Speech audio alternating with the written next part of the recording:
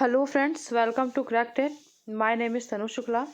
आज हम लोग एनसीईआरटी जियोग्राफी का क्लास 7th वाला जो हम लोग सीरीज कर रहे थे उसमें चैप्टर 4 हम लोग करने वाले हैं। तो जिसका नाम वायु है, एयर है, और इसमें हमें वायुमंडल के बारे में पढ़ना है। और ये जो एक टॉपिक है वो बहुत ज़्यादा इंपॉर्टेंट है। आपको 100% कंफर्म है कि इससे 1 से 2 क्वेश्चन आपको सीटेट में देखने को आराम से मिलते हैं। ठीक है, हर बार का क्वेश्चन पेपर आप उठाकर देख लेंगे, आपको जियोग्राफी वाले पार्ट में आपको 1 से 2 क्वेश्चन यहाँ से देखने के लिए मिलते हैं। वो चाहे सीटेट का एग्ज़ाम हो या फिर कोई भी वनडे एग्ज़ाम हो या फिर यूपी टेट का एग्ज़ाम हो, अगर आप उठाकर देखेंगे पेपर को तो आपको हर साल 1 क्वेश्चन यहाँ से देखने को मिलेंगे। और एक तो एटलीस्ट मैं बता रही हूँ 2 से 3 क्वेश्चन भी आपको देखने को मिल सकते हैं यहाँ से। ठीक है, तो आपको इस चैप्टर को बहुत अच्छे से करना है और मैंने पूरा एनसीईआरटी के थ्रू आपको पढ़ाने की कोशिश की है। जितनी भी बातें वहाँ पर लिखी गई हैं मैंने उसे क्लियर की हैं। तो ये जो सेशन है वो आपके सीटेट सेकंड पेपर के लिए तो बहुत यूज़फुल है। ठीक है, उसमें 15 क्वेश्चन आते हैं तो 13 क्वेश्चन आपको डायरेक्टली यही इसी सीरीज से मिल जाएंगे जो कि एनसीईआरटी का हम लोग कर रहे हैं। और उसके अलावा ये यूपी टेट में भी ये जो सीरीज है वो आपको हेल्प करेगा, एमपी टेट में भी ईवीएस वाले पार्ट में, और सुपर टेट में जो जीके वाला पोर्शन है वहाँ पर ये आपको बहुत हेल्प करेगा। ठीक है, तो आज का जो सेशन है हम लोग अब उसे स्टार्ट करते हैं। ठीक है, हम लोग आगे बढ़ते हैं। तो सबसे पहले तो मैं आपको एक बार विषय सूची फिर से दिखाना चाहती हूँ यहाँ पे। और मैं यहाँ पे विषय सूची आपको फिर से दिखाना चाहती हूँ।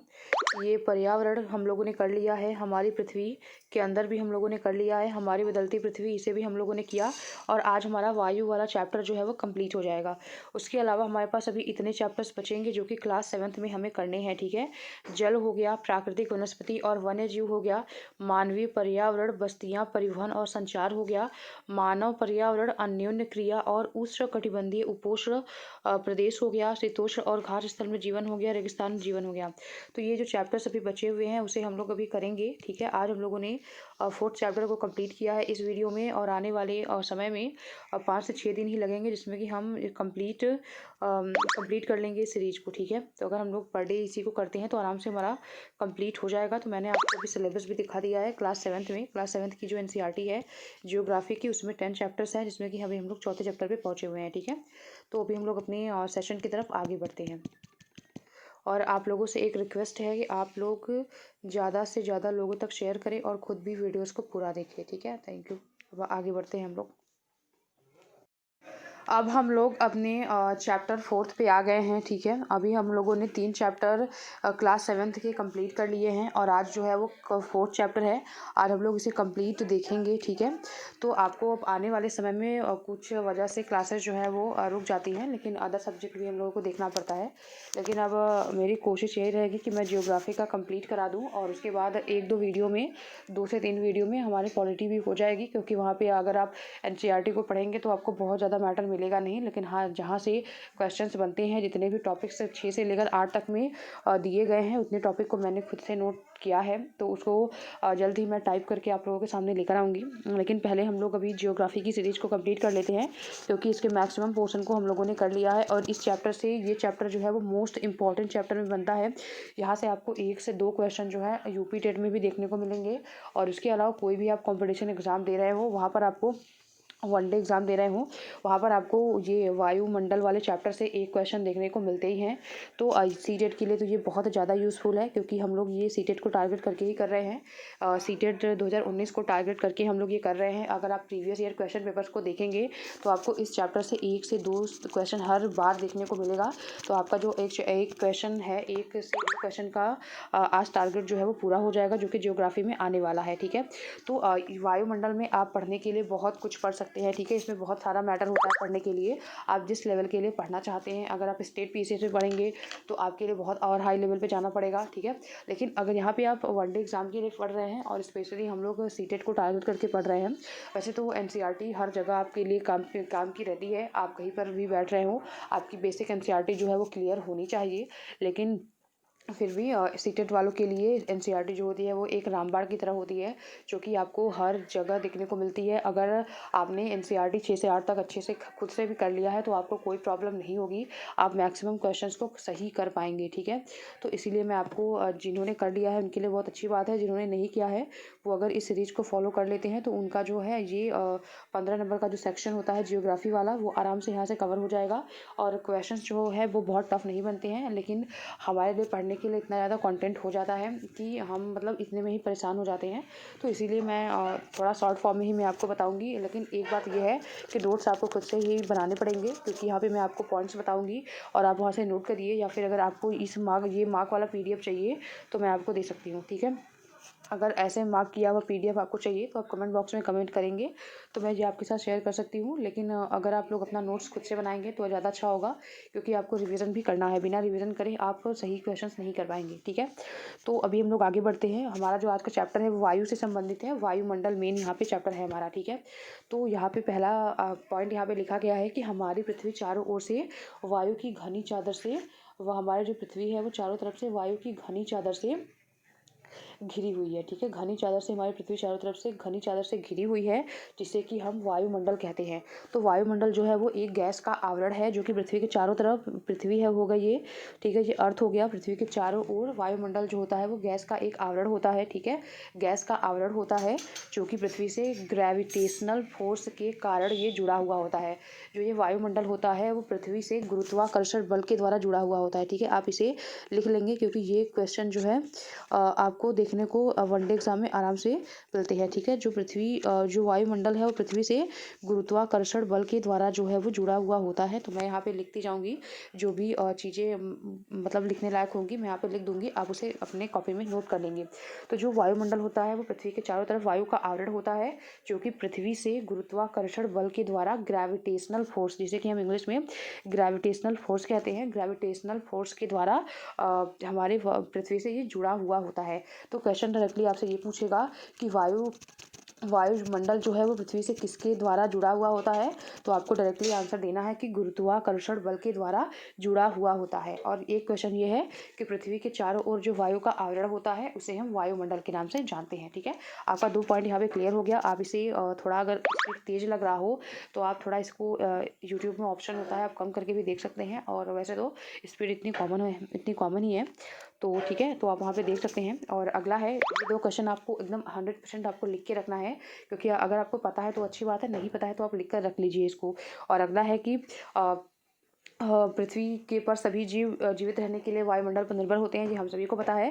और यह हमें सांस लेने के लिए वायु प्रदान करता है, और सूर्य की किरणों के हानिकारक प्रभाव से ये हमारी रक्षा करता है, ठीक है। एक पॉइंट आप ये नोट करके रख लीजिए कि जो वायुमंडल होता है वो सूर्य के किरणों के हानिकारक प्रभाव से हमारी रक्षा करता है। तो एक पॉइंट ये भी हो गया, वैसे तो ये हम सभी को पता ही है।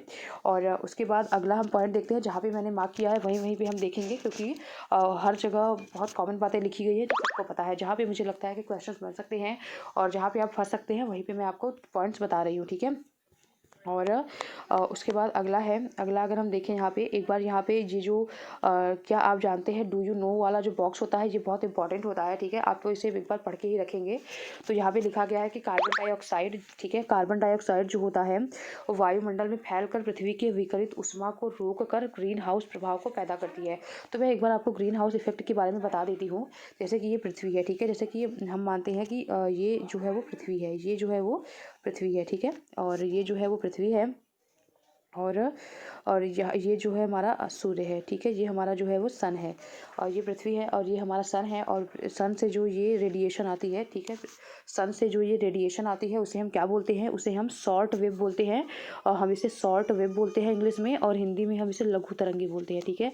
अब हिंदी में इसे लघु तरंगे बोलते हैं, ठीक है। और जब ये जो ये वेव होती है, जो पृथ्वी से वापस जाती है, ठीक है, जब पृथ्वी के ऊपर आती है, जब ये शॉर्ट वेव्स पृथ्वी पर आती है तो पृथ्वी को ये गर्म करती है, पृथ्वी को ये हीट करती है, पृथ्वी को ये गर्म करती हैं, ठीक है। ये शॉर्ट वेव्स जो होती हैं वो पृथ्वी को गर्म करती हैं और फिर इसके बाद ये लौट जाती हैं, ठीक है। ये वापस लौट जाती हैं और ये जो वापस लौटती हैं तो इन्हें हम पार्थिव किरणें कहते हैं, ठीक है। टेरेस्ट्रियल वेव्स कहते हैं, या फिर हम इन्हें हिंदी में पार्थिव किरणें कहते हैं। हिंदी में हम इन्हें पार्थिव किरणें कहते हैं, ठीक है। जो पार्थिव किरणें होती हैं वो वापस लौट जाती हैं, और जो पार्थिव किरणें होती हैं वो लघु तरंगे ये हो गई, और ये कौन सी होती हैं, तो ये लॉन्ग वेव्स होती हैं, ठीक है। जो पार्थिव किरणें होती हैं वो लॉन्ग वेव्स होती हैं, जो पार्थिव किरणें होती हैं वो लॉन्ग वेव्स होती हैं। लॉन्ग वेव्स का मतलब कि दीर्घ तरंगे होती है, ठीक है। ये जो पार्थिव किरणें होती हैं वो लघु तरंगे मतलब कि दीर्घ तरंगे होती हैं, दीर्घ किरणें होती हैं, ठीक है। दीर्घ तरंगे या फिर लॉन्ग वेव्स हम इन्हें कहते हैं, ठीक है। तो ये जो लॉन्ग वेव्स के फॉर्म में वापस लौट कर जाती हैं, तो वापस लौट कर जाती है, तो जो ये पृथ्वी को गर्म करती है तो इसका कुछ पार्ट जो है वो पृथ्वी पर ही रह जाता है। जो ग्रीन हाउस इफेक्ट में यही जो पृथ्वी जो पार्थिव गैसें होती है, जो लघु तरंगे होती है, उसका वो पृथ्वी पर ही पृथ्वी पर ही पृथ्वी पर ही पृथ्वी पर ही रुक जाती है, ठीक है। पृथ्वी पर ही रुक जाती है ये, जैसा कि यहाँ पे लिखा भी गया है कि कार्बन डाइऑक्साइड वायुमंडल में फैलकर वायु के विपरीत ऊष्मा को पृथ्वी पर रोक कर ग्रीन हाउस प्रभाव को पैदा करती है। तो जो ये लॉन्ग वेव्स हैं वो पृथ्वी पर रुक जाती हैं और ग्रीन हाउस इफेक्ट पैदा करती है। तो कुछ मात्रा में ग्रीन हाउस इफेक्ट भी इम्पॉर्टेंट होता है और ये हमारे लिए यूज़फुल भी होता है। तो मैं आपको ये बता दूँ आगे कि यहाँ पे पूछा क्या गया है। पहली बात तो एक बार मैं फिर से क्लियर करती हूँ सब बात पॉइंट्स कि जो हमारी जो पृथ्वी है, हमारा जो ये सन है, ठीक है, हमारा जो ये सन है वो उससे हमारे पृथ्वी पर शॉर्ट वेव्स आती हैं। तो क्वेश्चन ये भी बनेगा कि जो शॉर्ट वेव्स होती है, जो सूर्य से जो किरणें पृथ्वी पर आती हैं उन्हें हम दीर्घ तरंगे कहते हैं, लघु तरंगे कहते हैं, दोनों कहते हैं, या इनमें से कोई नहीं कहते हैं। तो जो पृथ्वी से तरंगे जो सूर्य से पृथ्वी पर तरंगे आती हैं उन्हें हम लघु तरंगों के नाम से जानते हैं, जिन्हें कि हम इंग्लिश में शॉर्ट वेव्स कहते हैं। ये पॉइंट आपका क्लियर हुआ, ठीक है। तो जब पृथ्वी से ये तरंगे जो लघु तरंगे पृथ्वी पर आती हैं सूर्य से जो लघु तरंगे पृथ्वी पर आती हैं, जब वो पृथ्वी से जाती है तो उन्हें हम क्या कहते हैं, उन्हें हम पार्थिव किरणें कहते हैं, या फिर उन्हें हम लघु तरंगे कहते हैं, अरे दीर्घ तरंगे हम उन्हें कहते हैं। जो पार्थिव किरणें होती हैं, जो पार्थिव तरंगे होती हैं, जो पार्थिव किरणें होती हैं, ठीक है, उन्हें हम दीर्घ तरंगों के नाम से भी जानते हैं, उन्हें हम दीर्घ तरंगों के नाम से जानते हैं, ठीक है, दीर्घ तरंगे के नाम से जानते हैं। और जो ये दीर्घ तरंगे होती हैं वो पृथ्वी पर कुछ मात्रा में रुक जाती हैं, जिसके कारण जो है वो ग्रीन हाउस इफेक्ट जो है वो उत्पन्न होता है, ठीक है। इसके कारण ग्रीन हाउस इफेक्ट जो है वो उत्पन्न होता है। तो यहाँ से हमारी 3 बातें आराम से क्लियर हो चुकी है। यहाँ से आपको क्वेश्चंस देखने को मिलेंगे, ठीक है। आपको और ग्रीन हाउस इफेक्ट का प्रभाव क्या पड़ता है कि जो पृथ्वी है वो गर्म हो जाती है, जो पृथ्वी है वो क्या होती है, वो गर्म हो जाती है। तो ये आपको क्वेश्चन जो है वो किसी भी वनडे एग्जाम में देखने को मिल सकते हैं, और उसके अलावा ये क्वेश्चन आपको सीटेट में तो जरूर से देखने को मिलेंगे ही मिलेंगे, क्योंकि ग्लोबल वार्मिंग और इन्वायरमेंट पे आपको क्वेश्चन देखने को मिलते ही हैं। तो ये क्वेश्चन बहुत कॉमन क्वेश्चन है और आपको देखने के लिए मिलेगा, ठीक है। तो अगर हम आगे देखें तो पृथ्वी पर ग्रीन हाउस इफेक्ट मैंने आपको बता दिया क्या होता है, ग्रीन हाउस इफेक्ट मैंने बता दिया। और पृथ्वी के वायुमंडल का तापमान लंबी तरंगों के अवशोषित होने की वजह से बढ़ जाता है। जो पृथ्वी के वायुमंडल का जो तापमान है वो लंबी तरंगों के जो तरंगे शॉर्ट वेव्स के रूप में आई, पृथ्वी को गर्म की, और वो लंबी तरंगे फिर उनका नाम ये जो जाने वाली तरंगी होती है उन्हें हम लंबी तरंगे कहते हैं, मतलब दीर्घ तरंगे कहते हैं। और इसी के कारण जो है वो पृथ्वी का तापमान बढ़ जाता है। तो आपको पता होना चाहिए कि ग्रीन हाउस में कौन कौन सी गैसेस आती हैं, ठीक है। ग्रीन हाउस गैसेस में कौन कौन सी गैसेस आती हैं ये भी आपको पता होना चाहिए। तो मैं आपको भी बता रही हूँ कि ग्रीन हाउस में कौन कौन सी गैसेस आती हैं। पहले हम 1-2 पॉइंट यहाँ की जो कि एनसीईआरटी में दी गई हैं, पहले हम उसे देख लेते हैं। तो जो ग्रीन हाउस गैस होती हैं, अगर ग्रीन हाउस गैसेस पृथ्वी पर ना आए तो ये पृथ्वी इतनी ठंडी हो जाएगी कि इस पर रहना भी असंभव हो जाएगा, ठीक है। तो ग्रीन हाउस गैस जो होती हैं वो एक लिमिटेड मात्रा में हमारे पृथ्वी के लिए वो आवश्यक होती हैं। और उसके बाद जब कारखानों एवं कार के धुएं से वायुमंडल में इसका स्तर बढ़ता है तब उष्मा के द्वारा पृथ्वी का तापमान भी बढ़ जाता है। जैसे कि कारखानों से निकले हुए धुएं, कार के धुएं, मतलब जो भी पृथ्वी को गर्म करने वाली एस्पेक्ट चीज़ें होती हैं, तो जब इनका जो स्तर है वो वायुमंडल में जब ज़्यादा बढ़ने लगता है तो इसके द्वारा जो है पृथ्वी का तापमान जो है वो बढ़ जाता है, और उसे ही हम ग्लोबल वार्मिंग कहते हैं। और जो ग्लोबल वार्मिंग होता है वो एक नेगेटिव एस्पेक्ट में लिया जाता है। और जब ग्लोबल वार्मिंग पृथ्वी पर बढ़ने लगता है तो उसका परिणाम क्या होता है कि जो भी बढ़ने लगता है तो पृथ्वी के जो ठंडे प्रदेश होते हैं वहाँ की जो बर्फ़ होती है वो पिघलने लगती है, और जब बर्फ़ पिघलेगा तो जल जल की मात्रा बढ़ेगी, क्योंकि जब बर्फ़ पिघलेगा तो वो पानी बनेगा, और जब वो पानी बनेगा, जब जल स्तर में वृद्धि हो जाएगी तो तटीय क्षेत्रों में बाढ़ आने लगते हैं। और उसके बाद दीर्घ अवधि में इसके कारण जलवायु में अत्यधिक परिवर्तन भी हो जाता है। ठीक है, जलवायु में परिवर्तन जो होता है वो दीर्घ अवधि में होता है, जैसे कि हमें एक साल में देखने के लिए नहीं मिलेगा, लेकिन 10 से 20 साल में हमें जलवायु में परिवर्तन देखने को मिल जाता है। और इसके फलस्वरूप कुछ पौधे और पशु पौधे और ये सब लुप्त भी हो जाते हैं। ठीक है, तो मैंने आपको थोड़ी सी ये बता दिया कि जो ग्लोबल वार्मिंग जब बढ़ती है तो बर्फ़ पिघलते हैं तो वो पानी बनते हैं, और पानी से तटीय क्षेत्रों में बाढ़ आने लग जाती है, जिससे कि और इससे भी ग्लोबल वार्मिंग से जलवायु में भी परिवर्तन देखने को हमें मिलता है, और कुछ पेड़ पौधे जो होते हैं वो लुप्त हो जाते हैं। तो कई बार आपको डायरेक्टली यही से ऑप्शन उठाएगा कि ग्लोबल वार्मिंग का इसमें से कौन सा प्रभाव नहीं है, ऐसा देगा, या फिर देगा कि इनमें से कौन सा ग्लोबल वार्मिंग का प्रभाव है, या फिर देगा कि 4 ऑप्शन देगा और उसमें बोलेगा ए सही है और बी सही है, ए बी सी तीनों सही है, इनमें से कोई भी नहीं सही है, या फिर सिर्फ ए सही है। इस तरीके से भी आपको 2 से 3 ऑप्शन भी सही देखने को मिलते हैं एग्जाम में। तो आपको तीनों पॉइंट ज़्यादा याद रखना है यहाँ पे, क्योंकि यहाँ पे एनसीईआरटी में लिखा गया है कि बर्फ़ पिघल जाएगी, तटीय क्षेत्रों में बाढ़ आ जाएगी, और उसके बाद पेड़ पौधे की कुछ प्रजातियां जो है वो लुप्त हो जाएंगी, और जलवायु में परिवर्तन हो जाएगा। ये 4 पॉइंट आपको लिख कर रखने हैं। ठीक है, अब मैं आपको बता देती हूँ कि इसमें तो बताया नहीं गया है कि ग्रीन हाउस गैसेस में कौन कौन सी गैस आती हैं, लेकिन हो सकता है कि ये क्वेश्चन जो है वो पूछ लिया जाए, क्योंकि ये क्वेश्चन जो है वो बहुत कॉमन क्वेश्चन है कि जो ग्रीन हाउस गैसेस कौन कौन सी होती है। ठीक है, तो जो ग्रीन हाउस गैसेस जो होती हैं, जो जो ग्रीन हाउस गैसेस होती है उसमें वाटर वेपर होता है। ठीक है, वाटर वेपर मतलब कि जल वाष्प। पहला तो आप लिखेंगे जल वाष्प, ग्रीन हाउस गैसों में पहले आप लिखेंगे जल वाष्प। ठीक है, ग्रीन हाउस गैसों में एक तो आप लिखेंगे, आप नोट कर लीजिए कि एक होती है जल वाष्प, ग्रीन हाउस गैसों में एक होती है जल वाष्प, वाटर वेपर होती है। और जो वाटर वेपर होती है हमारे पूरे पृथ्वी पर 2 से 4% तक होती है। हमारे पूरे पृथ्वी पर जो वाटर वेपर होती है वो 2 से 4% तक होती है। ठीक है, आपको ये याद रखना है। मैं थोड़ा सा इसको खाली पेज पे लिखती हूँ ताकि आप लोग को सही से दिख पाए ये। तो जो वाटर यहाँ पे मैं लिखती हूँ, ठीक है, जो पृथ्वी पर ग्रीन हाउस गैसेस में, ठीक है, आप समझ जाइएगा कि हम ग्रीन हाउस गैस की बात कर रहे हैं। ठीक है, ग्रीन हाउस गैस की हम यहाँ पे बात कर रहे हैं। तो जो ग्रीन हाउस गैसेस में कौन कौन सी गैसेस आती हैं, तो सबसे पहले जो होता है वो वाटर वेपर होता है। वाटर वेपर को हम हिंदी में जल वाष्प कहते हैं। ठीक है, जल वाष्प हम इसे हिंदी में कहते हैं। तो सबसे ज़्यादा मात्रा में जल वाष्प ही होता है, जल वाष्प होता है। ठीक है, सबसे ज़्यादा मात्रा में जलवाष्प ही होता है। तो जलवाष्प होता है, और जो जलवाष्प होता है वो पृथ्वी पर, पूरे पृथ्वी पर 2 से 4% जो है वो जलवाष्प पृथ्वी पर हमारे पाई जाती है। ठीक है, और सबसे जो ये हमारा भूमध्य, ये जैसे कि पृथ्वी हो गई, और पृथ्वी के जो बीचों बीच की लाइन होती है उसे हम भूमध्य रेखा बोलते हैं। ठीक है, इसे हम भूमध्य रेखा के नाम से जानते हैं। ठीक है, ये इक्वेटर हम इसे इंग्लिश में कहते हैं, तो हम इसे इक्वेटर लाइन कहते हैं, मतलब कि 0 डिग्री की लाइन होती है। आपको पता ही है, मैंने आपको बताया है। तो ये इक्वेटर लाइन है, और इक्वेटर लाइन पे जलवाष्प की मात्रा जो होती है वो सबसे ज़्यादा होती है, और जैसे जैसे हम ऊपर बढ़ते जाते हैं जलवाष्प की मात्रा जो है वो कम होती जाती है।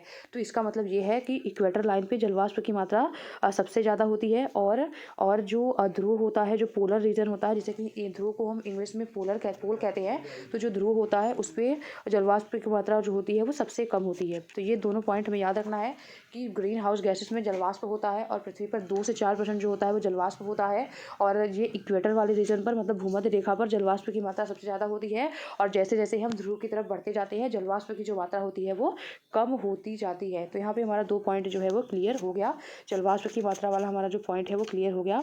और अब हम आगे देखते हैं, यहाँ पे अब लिखते हैं, और अब हम आगे देखते हैं। अब हम जलवाष्प की मात्रा वाला हमारा पॉइंट जो है वो क्लियर हो गया है। और अब दूसरा देखते हैं, ग्रीन हाउस गैस में अब दूसरी कौन सी गैस है, जलवाष्प में अब हमारी दूसरी कौन सी गैस है, अब हम लोग उसे देखते हैं। दूसरी गैस हो गई CO2। ठीक है, ग्रीन हाउस गैसेज में एक दूसरी गैस हो गई CO2, तीसरी हो गई CH4। ठीक है, ये कार्बन डाइऑक्साइड हो गया, और ये मीथेन हो गया। ठीक है, CH4 जो होती है उसे मीथेन कहते हैं, और मीथेन को हम मार्स गैस भी कहते हैं। तो आप मीथेन का दूसरा नाम भी याद रख लीजिएगा, CH4 जो है वो मीथेन का है, और इसे हम मार्स गैस के नाम से भी जानते हैं। और उसके बाद जो है वो नाइट्रस ऑक्साइड भी होता है, नाइट्रस ऑक्साइड भी होता है, इसमें N2O भी होता है। नाइट्रस ऑक्साइड को हम लाफिंग गैस भी कहते हैं। और उसके बाद O3 होता है, O3 मतलब कि ओजोन गैस। ठीक है, O3 मतलब कि ओजोन गैस भी होता है। और CFC सबसे मेन जो होता है ग्रीन हाउस में, CFC भी होता है। ठीक है, CFC भी होता है। तो आपको क्लियर हो गया कि CO2 होता है ग्रीन हाउस गैसेस में, CH4 होता है। ठीक है, CO2 हो गया और CH4 हो गया, CO2 हो गया और CH4 हो गया, मतलब कि CO2 मतलब कार्बन डाइऑक्साइड, मीथेन हो गया और उसके बाद नाइट्रस ऑक्साइड N2O हो गया और ओजोन हो गया O3 हो गया और CFC मतलब कि क्लोरोफ्लोरोकार्बन। तो 1 2 3 4 5 और उसके बाद जल वाष्प। ठीक है, जल वाष्प आप इतना याद करके रखेंगे। जल वाष्प ये जो होती है वो ग्रीन हाउस गैसेज में आती है। ठीक है, ये जो इन 6 के नाम आप अच्छे से याद रख लेंगे कि ये इसे आप 6 के नाम अच्छे से याद रख लेंगे कि जो वाटर वेपर हो गया और CO2 हो गया, CH4 हो गया, N2O हो गया, O3 हो गया और CFC, ये सब जो होती है वो ग्रीन हाउस गैसेस में होती हैं। ठीक है, ग्रीन हाउस गैस में इन्हें शामिल किया जाता है।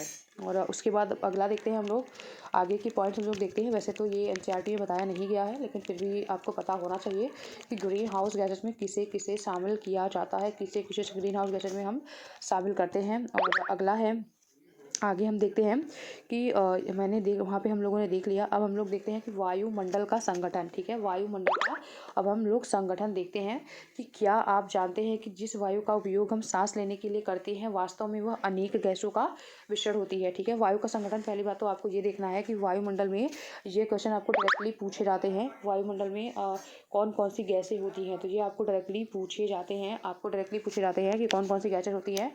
तो सबसे ज़्यादा गैस कौन सी होती है, वो नाइट्रोजन सबसे ज़्यादा होती है वायुमंडल में, 78% होती है, अराउंड 78 होती है, 78.07 कहीं कहीं आपको देखने को मिलेगा, लेकिन आपको एग्जैक्ट नहीं याद रखना है क्योंकि NCERT में 78 दिया गया है, तो उससे हमारा काम चल जाएगा। NCERT से ही सीटेट पूछता है। तो जो नाइट्रोजन जो गैस है हमारे वायुमंडल में वो 78% है, और सबसे ज़्यादा जो गैस होती है, मैक्सिमम जो होती है जो गैस हमारे वायुमंडल में होती है वो नाइट्रोजन भी होती है। तो पहला क्वेश्चन तो ये कि नाइट्रोजन की मात्रा वायुमंडल में कितनी है, तो 78% है। और सबसे ज़्यादा वायुमंडल में पाई जाने वाली गैस का क्या नाम है, तो वो है नाइट्रोजन। आपने देखा होगा कि बहुत फ्रिक्वेंटली ये क्वेश्चन जो है वो बनता है। और इसके बाद आपको नाइट्रोजन के अलावा आपको ऑक्सीजन देखने को मिलता है सेकंड नंबर पे। ऑक्सीजन जो है वो 21% के अराउंड में है। ठीक है, ऑक्सीजन जो है वो 21% है। तो आपको ये मैक्सिमम देखने को मिलता है कि सेकंड नंबर पे ऑक्सीजन हो गया और पहले नंबर पे नाइट्रोजन हो गया। तो ये दोनों गैस आपको याद रखना है कि नाइट्रोजन जो है वो 21% के अराउंड में हमारे वायुमंडल में होता है। कहीं कहीं आपको 20.93% भी देखने को मिलेगा, तो उसे हम 21% आराम से कह सकते हैं। तो आपको इसी जो फिगर यहाँ पे आपको दिया गया है, आपको वही याद रखना है कि नाइट्रोजन 78%, ऑक्सीजन 21% होता है। और उसके बाद अगर आप देखेंगे कि कार्बन डाइऑक्साइड हो गया, ठीक है, CO2 होता है हमारे वायुमंडल में, CO2 होता है 0.03% होता है। इतना आपको फिगर याद नहीं रखना है, सिर्फ आपको टॉप 3 को ही याद रखना है। और उसके बाद ऑर्गन हो गया। ठीक है, यहाँ पे ऑर्गन हो गया जो कि एक अक्रिय गैस है, जैसे कि हम नोबल गैस भी कहते हैं। और अन्य गैसेस जो होती हैं वो 0.4% में आती हैं। तो आपको ये चारों ही गैसेस के सिर्फ नाम याद रखने हैं कि नाइट्रोजन हो गया, ऑक्सीजन हो गया, ऑर्गन हो गया और कार्बन डाइऑक्साइड हो गया। और नाइट्रोजन 78%, का ऑक्सीजन 21%, आपको इतना याद रखना है। उसके अलावा और भी गैसेज होती हैं, मैं आपको बता देती हूँ। अगर आप उसे नोट करना चाहें तो आप उसे नोट कर सकते हैं। ठीक है, अगर आप नोट करना चाहें तो उसे आप नोट कर सकते हैं, लेकिन अगर आप नहीं भी करते हैं तो चल जाएगा। ठीक है, आपको चल जाएगा क्योंकि आपको चल जाएगा आराम से, क्योंकि एग्ज़ाम में NCERT से ही आपको पूछने वाले हैं वो लोग। तो जो गैसों का संगठन अगर हम देखें तो एटमॉस्फेयर में, वायुमंडल में कौन कौन सी गैसेज होती हैं, तो नाइट्रोजन हम लोगों ने देखा। ठीक है, हम लोगों ने नाइट्रोजन देखा जो कि 78% के अराउंड दिया गया है। ठीक है, ऑक्सीजन जो है वो 21% के अराउंड दिया गया है। और उसके बाद कार्बन डाइऑक्साइड देखा। ठीक है, कार्बन डाइऑक्साइड हो गया, ऑर्गन हो गया। ठीक है, ऑर्गन हो गया। और उसके बाद इसमें हाइड्रोजन भी होती है, और उसके बाद हीलियम भी होती है, और उसके बाद नियॉन भी होता है। नियॉन हो गया, रेडॉन हो गया, नियॉन हो गया। उसके बाद रेडॉन भी होती है इसमें। ठीक है, रेडॉन भी होती है। और उसके बाद जेनॉन, क्रिप्टॉन, मतलब ये सब अक्रिय गैसेज इसमें शामिल होती हैं। तो जो ये यहाँ पे मैंने लिखी, हीलियम हो गया, और ये हीलियम हो गया, ये हाइड्रोजन हो गया, नियॉन हो गया, रेडॉन हो गया, ये सब जो होती हैं वो ट्रेस गैसेस कहलाती हैं, ट्रेस गैसेस। और ये लाइट गैसेस होती हैं। और जो इधर मैंने लिखा, नाइट्रोजन हो गया, ऑक्सीजन हो गया, कार्बन डाइऑक्साइड हो गया और आर्गन हो गया, ये जो होती है वो हैवियर गैसेस में आती है। तो कई बार आपको क्वेश्चन देखने को मिलेंगे कि चारों में से ये कौन सी गैस, इसमें से कौन सी हैवियर गैस है जो कि मतलब हैवी है, मतलब भारी गैस है जो कि वायुमंडल में पाई जाती है। तो आपको 3 इधर के दे देंगे तो 3 इधर के दे देंगे और 1 इधर का दे देगा, या फिर ऐसा पूछेगा कि 3 इधर से देंगे और 1 इधर से देकर पूछेंगे कि इसमें से कौन सी ऐसी गैस है जो कि भारी गैस नहीं है। तो आपको पता होना चाहिए कि कौन सी भारी है और कौन सी भारी नहीं है। तो nitrogen, oxygen, carbon dioxide, argon, ये चारों जो है वो भारी गैसेस में आएंगी। और उसके बाद जो हाइड्रोजन हो गया, हीलियम हो गया, नियॉन हो गया, नियॉन हो गया, रेडॉन हो गया, क्रिप्टॉन हो गया, जिनॉन हो गया, ये सब जो होती है वो ट्रैश गैसेस या फिर लाइट गैसेस के अंतर्गत इन्हें रखा जाता है। वैसे इतना एनसीईआरटी में दिया नहीं गया है, लेकिन मैंने फिर भी आपको बता दिया क्योंकि ये बहुत ज़्यादा कॉमन क्वेश्चन है और ये जो चैप्टर है वो बहुत ज़्यादा इंपॉर्टेंट होता है हमारे किसी भी कॉम्पिटिशन एग्जाम के लिए। और सीटेट के लिए तो 2 क्वेश्चन आराम से आपको ये देगा।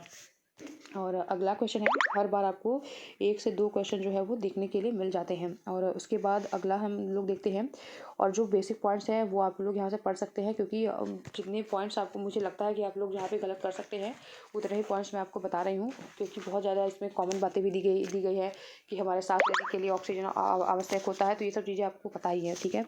तो यहाँ पे लिखा भी गया है carbon dioxide, helium, ozone, organ, hydrogen जो होती है वो कम मात्रा में पाई जाती है, ठीक है। मैंने वहाँ पे ओजोन नहीं बताया, तो वहाँ पे ओजोन भी होती है, ठीक है। वायुमंडल में हमारे ओजोन गैस भी होती है, तो आप उसे भी ऐड कर लेंगे वहाँ पे।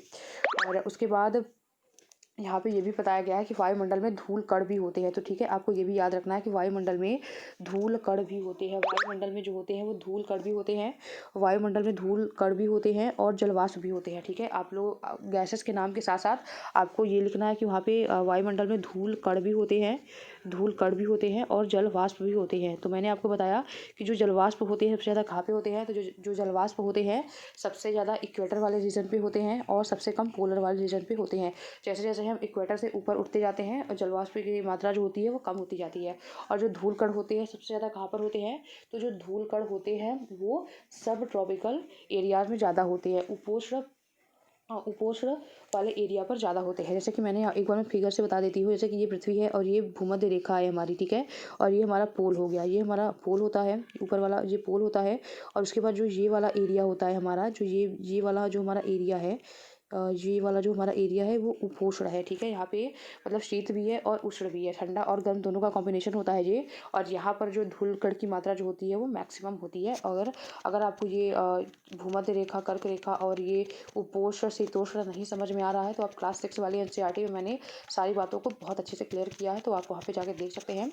और तो छोटे छोटे कण भी शामिल होते हैं। और उसके अलावा नाइट्रोजन जो है वो सर्वाधिक मात्रा में पाई जाती है, मैंने आपको पहले ही बता दिया, सर्वाधिक मात्रा में नाइट्रोजन पाई जाती है। ये क्वेश्चन जो है बनने वाला क्वेश्चन है, आपको देखने को मिलता ही है। और उसके बाद जब हम सांस लेते हैं तब फेफड़ों में कुछ नाइट्रोजन भी ले जाते हैं और उसे बाहर निकाल देते हैं। लेकिन पौधों के जीवन के लिए नाइट्रोजन जो होती है सबसे ज़्यादा इंपॉर्टेंट होता है। ये पॉइंट आपको याद रखना है कि पौधों को अपने जीवन के लिए नाइट्रोजन की सबसे ज़्यादा आवश्यकता होती है, ठीक है। और उसके बाद और वे सीधे वायुमंडल से नाइट्रोजन नहीं ले पाते हैं, ठीक है, सीधे वायुमंडल से नाइट्रोजन वो नहीं ले पाते हैं। तो मृदा और कुछ पौधों की जड़ों में रहने वाले जीवाणु वायु से नाइट्रोजन लेकर इसका स्वरूप जो है बदल देते हैं और पौधे इसका प्रयोग करते हैं। तो ये सब आपने देखा ही है कि पहले बात बस आपको इतना याद रखना है भूगोल के लिए कि पेड़ पौधों के लिए नाइट्रोजन जो होता है वो सबसे ज़्यादा इंपॉर्टेंट होता है और वो मृदा के द्वारा उसे वायुमंडल से नाइट्रोजन को लेते हैं, ठीक है। और उसके बाद अगला है कि ऑक्सीजन वायु में प्रचुरता से मिलने वाली दूसरी गैस है, ठीक है। मैंने बताया कि 21% के अराउंड जो है वो ऑक्सीजन है वायुमंडल में हमारी, ठीक है, ये तो हमें क्लियर हो गया। और उसके बाद जो है मनुष्य और पशु जो है वो सांस लेने में ऑक्सीजन का प्रयोग करते हैं, हम सभी को पता है। एक पॉइंट आपको ये भी पता है कि जो हरे पेड़ पौधे होते हैं वो प्रकाश संश्लेषण के द्वारा ऑक्सीजन उत्पन्न करते हैं। तो हरे पेड़ पौधों को प्रकाश संश्लेषण के लिए ऑक्सीजन की आवश्यकता होती है। तो ये क्वेश्चन अगर पूछ लिया जाएगा तो आप ये नहीं सोचेंगे कि आपको ये साइंस से क्वेश्चन पूछ लिया गया, बल्कि ये आपको डायरेक्टली वायुमंडल वाले चैप्टर से क्वेश्चन पूछा गया है कि हरे पेड़ पौधे जो है वो प्रकाश संश्लेषण के द्वारा कौन सी गैस को उत्पन्न करते हैं, तो वो ऑक्सीजन गैस को उत्पन्न करते हैं, ठीक है। तो ये वायुमंडल वाले चैप्टर से आपसे क्वेश्चन पूछा जा रहा है। इस प्रकार वायु में ऑक्सीजन की मात्रा जो है वो समान बनी रहती है, क्योंकि वो कार्बन डाइऑक्साइड लेते हैं और ऑक्सीजन जो है वो छोड़ते हैं। तो इसीलिए जो ये ऑक्सीजन की मात्रा जो होती है और हमारे पर्यावरण में समान बनी रहती है, वायुमंडल में समान बनी रहती है। और उसके बाद कार्बन डाइऑक्साइड अगला गैस होता है। CO2 भी आपने देखा कि इंपॉर्टेंट गैस है ही। और पादप जो होते हैं वो भोजन के रूप में कार्बन डाइऑक्साइड का प्रयोग करते हैं। जैसे कि हम लोग ऑक्सीजन लेते हैं, वैसे ही पेड़ पौधे जो है वो कार्बन डाइऑक्साइड को लेते हैं और ऑक्सीजन को छोड़ते हैं, तो और ऑक्सीजन को वापस लेते हैं हमें। तो ये हम सभी को पता है, तो ये इस पर ज़्यादा टाइम हम खर्च नहीं करने वाले हैं। और उसके बाद यहाँ पे एक पॉइंट है कि जब वायु गर्म होती है तो फैल जाती है, ठीक है। जब वायु गर्म होती है तो वो फैल जाती है। जैसे कि ये गर्म वायु है, ठीक है, ये जो है वो गर्म वायु है, ठीक है, गर्म वायु है। तो गर्म वायु जो होती है वो फैलती है, ठीक है, इस तरीके से गर्म वायु जो है वो फैलती है, ठीक है। गर्म वायु जो होती है वो फैल जाती है, और जो ठंडी वायु होती है, जो गर्म वायु होती है वो फैलती है और ऊपर उठ जाती है, ठीक है। जो हल्का होता है वही ऊपर उठता है, ठीक है। तो जो गर्म वायु होती है वो फैलती है और हल्की होकर ऊपर उठ जाती है। अब हम लोग वायुमंडल की संरचना के बारे में पढ़ेंगे, स्ट्रक्चर ऑफ एटमॉस्फेयर, ठीक है।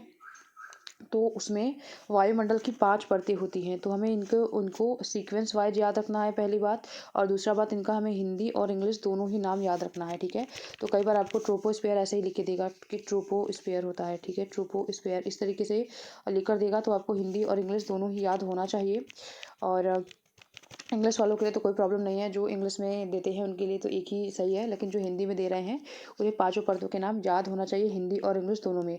तो वायुमंडल की संरचना में 5 परतें होती हैं, पहली बात तो ये हो गई। दूसरी बात ये कि पृथ्वी की सतह से हम देखते हैं कि पहला जो होता है वो क्षोभ मंडल होता है, पहला जो होता है वो क्षोभ मंडल होता है, आप इसे नोट करके रखेंगे, क्षोभ मंडल हो गया। और जिसे कि हम ट्रोपोस्फेयर कहते हैं, ठीक है, इसे हम क्या बोलते हैं, इसे हम ट्रोपोस्फेयर बोलते हैं, ट्रोपोस्फेयर बोलते हैं। अब इसे इंग्लिश वाला भी नोट करके रखेंगे, इसे हम ट्रोपोस्फेयर बोलते हैं, इसे हम ट्रोपोस्फेयर भी बोलते हैं, ट्रोपोस्फेयर भी हम इसे बोलते हैं, ठीक है।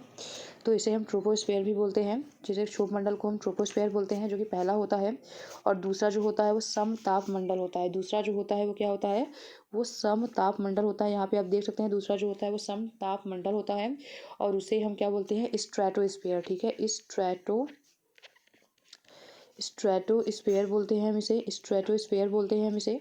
और जो तीसरा होता है वो क्या होता है, वो मध्य मंडल होता है, तीसरा जो होता है वो मध्य मंडल होता है, उसे हम मेसोस्फेयर बोलते हैं। तीसरा जो होता है मध्य मंडल होता है, जिसे कि हम मेसोस्फेयर भी बोलते हैं, मेसोस्फेयर बोलते हैं। तीसरा मध्य मंडल होता है, जिसे कि हम मेसोस्फेयर बोलते हैं। और जो चौथा होता है वो बाह्य वायुमंडल होता है, और पांचवा बहिर्मंडल होता है। और बाह्य वायुमंडल को हम तापमंडल या फिर बाह्य वायुमंडल जो होता है उसे हम तापमंडल या फिर हम उसे थर्मोस्फेयर बोलते हैं। और जो बहिर्मंडल होता है उसे हम एक्सोस्फेयर बोलते हैं, ठीक है, एक्सोस्फेयर बोलते हैं। तो आपको पांचों का नाम इंग्लिश में भी पता होना चाहिए, आपको पांचों का नाम हिंदी में और इंग्लिश में दोनों में पता होना चाहिए, और सीक्वेंस वाइज पता होना चाहिए, सीक्वेंस वाइज पता होना चाहिए, ठीक है। तो वह क्षोभ मंडल के बारे में हम लोग देखते हैं, एक बार मैं यहाँ पे लिख देती हूँ, आपको शायद क्लियर हो जाए कि जो यहाँ पे जो ये क्षोभ मंडल होता है उसे हम ट्रोपोस्फेयर बोलते हैं, ठीक है, और ट्रोपोस्फेयर बोलते हैं क्षोभ मंडल को हम। यहाँ पे ये आपका क्लियर हो गया। और दूसरा अगर हम यहाँ पे ये देखें समताप मंडल को, अब इस समताप मंडल को स्ट्रेटोस्फेयर बोलते हैं, समताप मंडल को हम स्ट्रेटोस्फेयर बोलते हैं। ये बातें भी आपको क्लियर हो गई, 2 बात क्लियर हो गया। और जो तीसरा है उसे हम मध्य मंडल को हम मेसोस्फेयर बोलते हैं, ठीक है, मेसोस्फेयर बोलते हैं, ये भी बात क्लियर हो गया, ठीक है। और अगला अगर हम देखें, अगर हम ऊपर जाएँ मेसोस्फेयर के बाद अगर हम दूसरे बाह्य वायुमंडल यहाँ पे लिखा गया है, ठीक है, जो बाह्य वायुमंडल यहाँ पे लिखा गया है, जो बाह्य वायुमंडल यहाँ पे लिखा गया है हम उसे क्या बोलेंगे, उसे हम बोलेंगे थर्मोस्फेयर, ठीक है। जो ये थर्ड वाला होता है उसे हम थर्मोस्फेयर बोलते हैं, और ये फोर्थ वाला होता है इसे हम थर्मोस्फेयर बोलते हैं, थर्मोस्फेयर बोलते हैं हम इसे, ठीक है, थर्मोस्फेयर बोलते हैं हम इसे। और आयनोस्फेयर भी इसे ही कहा जाता है। और अगला है कि वायुमंडल, जिसे कि हम एक्सोस्फेयर बोलते हैं, एक्सोस्फेयर हम इसे, वायुमंडल को हम एक्सोस्फेयर बोलते हैं, ठीक है। तो आपको ये सीक्वेंस वाइज याद होना चाहिए कि पृथ्वी की सतह से और वायुमंडल में सबसे बाहरी परत जो होती है वो बहिर्मंडल होती है, और जो सबसे पहली परत होती है वो क्या होती है, वो क्षोभ मंडल होती है, ट्रोपोस्फेयर होती है, ठीक है। और ट्रोपोस्फेयर पर ही ये माउंट एवरेस्ट आपको देखने को मिलता है। ऐसे भी क्वेश्चन पूछे जाते हैं कि जो माउंट एवरेस्ट पर्वत है वो किस मंडल में है, तो वो माउंट एवरेस्ट जो है वो ट्रोपोस्फेयर मतलब कि क्षोभ मंडल में है, ठीक है, और ये क्षोभ मंडल में है। और अगला क्वेश्चन है, अब देखते हैं इसके बारे में थोड़ी बातें देख लेते हैं। इसके बारे में छोटी छोटी बातें देख लेते हैं। ये जो क्षोभ मंडल होती है, क्षोभ मंडल मतलब कि ट्रोपोस्फेयर, क्षोभ मंडल मतलब कि ट्रोपोस्फेयर। जो ट्रोपोस्फेयर होता है, जो ट्रोपोस्फेयर होता है इसे कि हम क्षोभ मंडल कहते हैं। तो यहाँ पे क्या होता है कि वायुमंडल की परत की सबसे महत्वपूर्ण परत यही होती है और इसकी औसत ऊंचाई जो होती है वो 13 किलोमीटर की होती है। जो क्षोभ मंडल होता है, जो इसकी औसत ऊंचाई जो होती है वो 13 किलोमीटर की होती है। ठीक है, आपको औसत ऊंचाई 13 किलोमीटर की होती है। आपको हर जगह ये अलग अलग देखने को मिलेंगे, लेकिन आपको एनसीईआरटी को फॉलो करना है क्योंकि आपको सीटेट देना है। ठीक है, तो सीबीएसई इसे कंडक्ट कराती है, आप सभी को पता है। तो जो आप एनसीईआरटी को फॉलो करना है और एनसीईआरटी में 13 किलोमीटर दिया गया है, तो आपको 13 किलोमीटर पे ही क्वेश्चन पूछा जाएगा कि क्षोभ मंडल की जो औसत ऊंचाई होती है, जो औसत ऊंचाई होती है वो कितनी होती है, वो 13 किलोमीटर की होती है। ठीक है, और हम इसी मंडल में मौजूद वायु में सांस लेते हैं। मौसम की लगभग सभी घटनाएं, ये बहुत ज़्यादा इंपॉर्टेंट क्वेश्चन है कि मौसम की सब लगभग सभी घटनाएं जो होती हैं वो क्षोभ मंडल में होती हैं। ठीक है, कई बार आपको देगा कि मौसम की सभी घटनाएं कहाँ पर होती है, तो क्षोभ मंडल या ट्रोपोस्फेयर में होती है। या फिर जो ट्रोपोस्फेयर की सबसे बड़ी विशेषता क्या है, तो मौसम की सभी घटनाएं जो होती हैं वो ट्रोपोस्फेयर या फिर क्षोभ मंडल में होती हैं। और कभी कभी ऐसा देगा कि वर्षा, कोहरा, ओलावृष्टि, बादल, वर्षा, कोहरा, ओलावृष्टि और भी जितने भी मौसम संबंधी जितनी भी घटनाएं होती हैं उनका नाम देगा और वो पूछेगा कि ये किस वायुमंडल के किस किस मंडल में ये होती है। तो ये जो होती है वो क्षोभ मंडल में होती है, ट्रोपोस्फेयर में होती है। वर्षा, कोहरा, ओलावृष्टि जो होती है, मौसम संबंधी जितने भी घटनाएं होती हैं, लगभग सभी घटनाएं होती हैं जो कि क्षोभ मंडल में ही होती है। ठीक है, क्षोभ मंडल में ही होती है। तो आपको यही पॉइंट सबसे अच्छे से याद रखना है। और जो माउंट एवरेस्ट है वो किस मंडल में है, तो वो क्षोभ मंडल में है। ठीक है, और माउंट एवरेस्ट की जो ऊंचाई है, आप लोग कमेंट बॉक्स में कमेंट करेंगे कि कितना है, माउंट एवरेस्ट की वर्तमान में ऊंचाई जो है वो कितनी है। और अगला है कि समताप मंडल। ठीक है, दूसरा है कि समताप मंडल स्ट्रेटोस्फेयर। इसमें पॉइंट्स जो है वो आपको बहुत सारे देखने को मिल सकते हैं, लेकिन आपको उतने ही पॉइंट अभी पढ़ना है जितना कि सीटेट में मेंशन किया गया है। ठीक है, तो अगर हम अगला देखें, यहाँ पे जो मौसम की जो और घटनाएं होती है, साइक्लोन हो गया, क्लाउड हो गया, बारिश हो गया, स्मॉग हो गया, ये सब जो सारी चीज़ें होती हैं वो जो होती हैं वो ट्रोपोस्फेयर में ही होती हैं। ठीक है, ट्रोपोस्फेयर में ही होती है। अब स्ट्रेटोस्फेयर की बात आ गई। स्ट्रेटोस्फेयर का मतलब होता है समताप मंडल। स्ट्रेटोस्फेयर मतलब कि समताप मंडल। तो इसमें जो होता है वो टेम्परेचर बढ़ने के साथ, ऊंचाई बढ़ने के साथ टेम्परेचर यहाँ पे बढ़ जाता है। जैसे ही ऊंचाई बढ़ती है टेम्परेचर भी बढ़ जाता है। और यहाँ पे जो सबसे बड़ी विशेषता इसकी कौन सी होती है, पहले देखते हैं कि इसमें क्या क्या है। कि क्षोभ मंडल के से ऊपर वाले भाग को हम समताप मंडल कहते हैं। ये बात तो हम सभी को पता है कि क्षोभ मंडल के बाद स्ट्रेटोस्फेयर ही आता है। और इसकी जो लगभग ऊंचाई होती है वो 50 किलोमीटर होती है। ठीक है, लगभग के फॉर्म में दिया गया है। तो जो इसकी लगभग ऊंचाई होती है वो 50 किलोमीटर की होती है। हर बुक में आपको अलग अलग देखने को मिलेगा, लेकिन आपको एनसीईआरटी को फॉलो करना है। और उसके बाद जो यह परत जो होती है वो बादल और मौसम संबंधी घटनाओं से मुक्त होती है। तो ये भी क्वेश्चन आपको स्टेटमेंट के फॉर्म में देखने को मिलता है कि जो बादल और मौसम संबंधी घटनाओं से मुक्त कौन सी वायुमंडल की कौन सी परत होती है।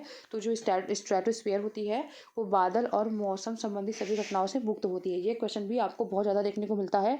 तो ये एक इंपॉर्टेंट लाइन है, आप इसे लिख कर रख लेंगे। ठीक है, और उसके बाद अब यहाँ पे परिस्थितियाँ हवाई जहाज उड़ाने के लिए आदर्श होती है। एक ये दूसरा क्वेश्चन है। इस चैप्टर से आपको यहाँ से भी क्वेश्चन देखने को मिलते हैं कि हवाई जहाज जो उड़ाने के लिए आदर्श परिस्थितियाँ जो है वो सबसे अच्छी परिस्थिति हमें किस मंडल में मिलती है, तो वो हमें समताप मंडल में मिलती है। तो यहाँ पे हमारा हवाई जहाज उड़ाने के लिए जो सबसे अच्छी परिस्थिति जो होती है वो हमें समताप मंडल मतलब स्ट्रेटोस्फेयर में देखने को मिलती है। तो यहाँ पे दो क्वेश्चन हुआ कि मौसम संबंधी घटनाओं से मुक्त होता है ये, और हवाई जहाज उड़ाने के लिए अच्छी परिस्थितियाँ जो होती हैं, जो अनुकूल परिस्थितियाँ जो होती हैं वो हमें समताप मंडल में देखने के लिए मिलता है। ठीक है, तो ये क्वेश्चन भी हमारा क्लियर हो गया।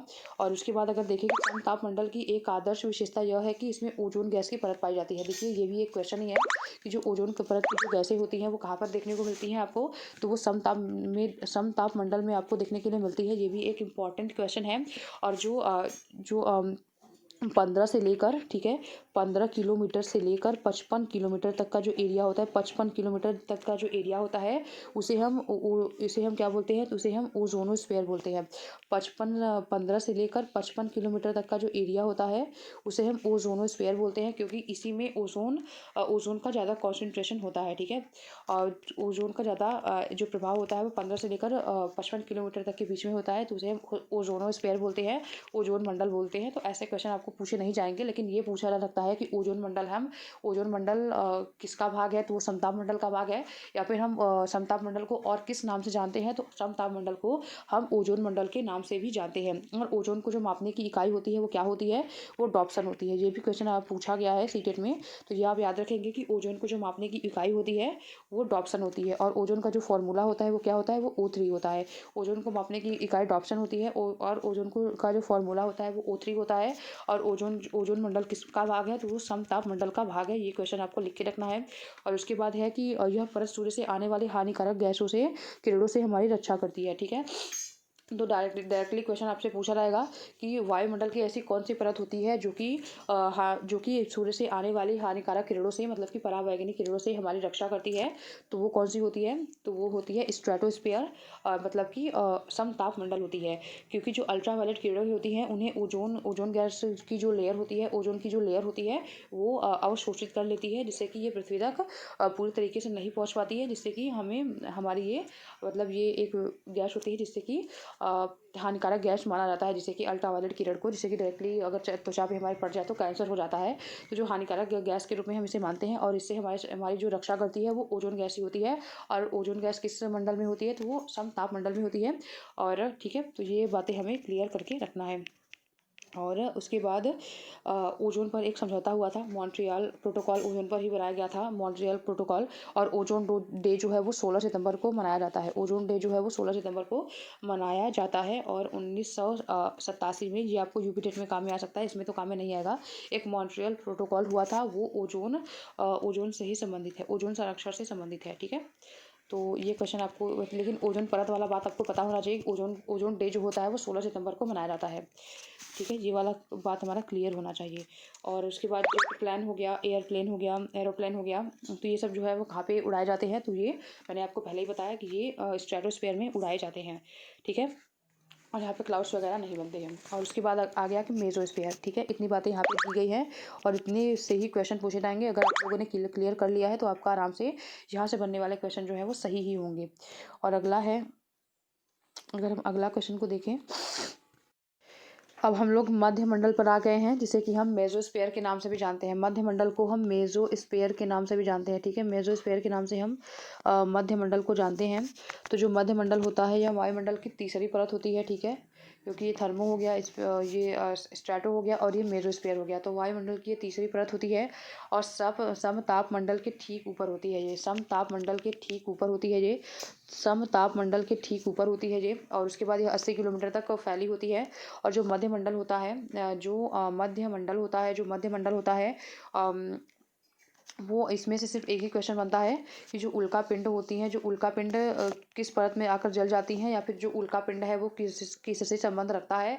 तो जो उल्का पिंड है वो मेसोस्फीयर से संबंध रखता है। यहाँ से सिर्फ यही एक क्वेश्चन बनते हैं और सिर्फ यही एक पॉइंट यहाँ से निकाला जा सकता है। ठीक है, और अगला पॉइंट है कि बाह्य वायुमंडल। अब बाह्य वायुमंडल में बढ़ती ऊंचाई के साथ तापमान भी तीव्रता से बढ़ जाता है।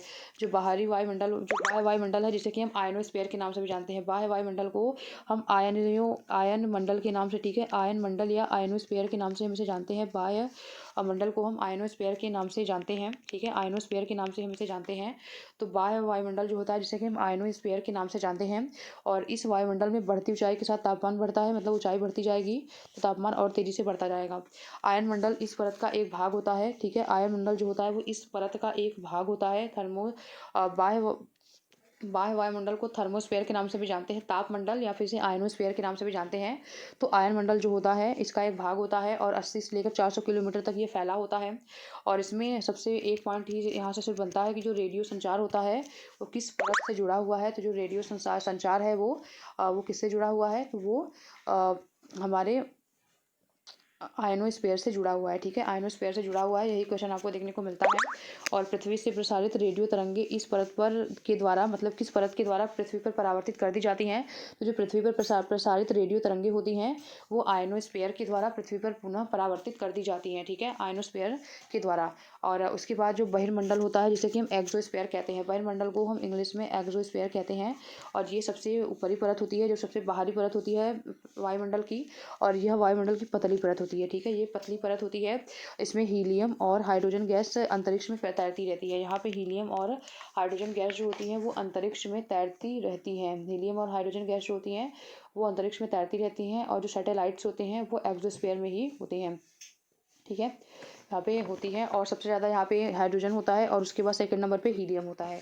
हीलियम और क्वेश्चन ऐसा भी पूछे जाते हैं कि जो हीलियम और हाइड्रोजन गैस होती हैं वो किस मंडल में पाई जाती हैं, तो वो बहिर्मंडल में हीलियम और हाइड्रोजन गैस जो होती हैं वो बहिर्मंडल में पाई जाती है।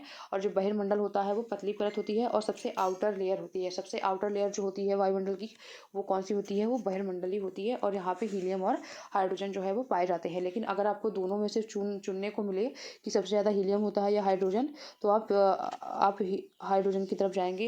हाइड्रोजन के से कम जो है वो हीलियम होता है, ठीक है। तो जो हाइड्रोजन और हीलियम है आपको एक्सोस्फीयर में देखने को मिलता है।